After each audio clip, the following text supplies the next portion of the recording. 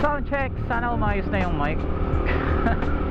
Hirap pala yung setup ng Hero 7 mic, no? So ang gamit natin ngayon ay ang Racing Boy mic ni Racing Boy.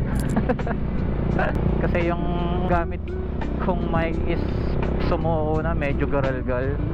So eto, sinesetup ko ngayon. Di pala ngayon, kanina ko pa sinesetup to hapon. Di ko maayos yung settings. Masyadong sensitive yung audio. So eto, pag in-upload ko, medyo ayos yung tunog. Yung kasi ang priority ko, no, bukod sa video quality, dapat maganda rin yung audio output. Kasi isa yun sa mga nagdadala ng content, magandang audio.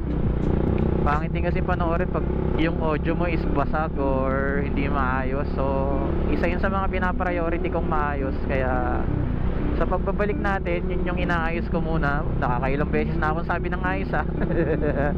So yung setting nito sa gabi is saktuhan lang ata yung liwanag. Hindi ko rin alam. Hindi kasi tayo masyadong gamay pa sa Hero 7, no? Mas matagal tayong gumamit ng Hero 4 Silver. Yun talaga, wala akong masabi sa quality ng audio nun. Etong 7, di ko alam bakit di ko maayos yung audio. Sa may mga alam, pa-comment naman sa baba kung paano ayusin yung audio nito para goods ang pagbablog. Medyo nahihirapan na kasi ako, no? Dapat sana umayos na tong mic ni Racing Boy. Yun lang, may exim vlog lang to. Testing ko lang yung audio. Mic test 1, 2. Medyo bukas yung visor. Ganito kapag bukas yung visor, and ganito naman kapag sarado yung visor. So ano sa tingin nyo yung mas okay na setup ng visor? Parang pag sarado kasi parang kulong na kulong, no? Pag ganito, ang sakit naman sa mata.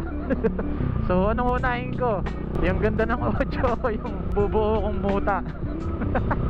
Buti na lang maliwanag dito sa Kabuyaw, medyo kita nyo yung paligid. And yun lang. Pag naayos ko yung audio, dire-diretso na yung pagbablog natin. More on reviews tayo. Open tayo sa mga motorcycle reviews, tsaka food trip, tsaka travel. Lahat ng pwede na ikatataba natin. Yun lang. Ito si Drin. Ride wise and safe. Bye bye. Teka lang, masyado tayong dikit sa L300. And peace.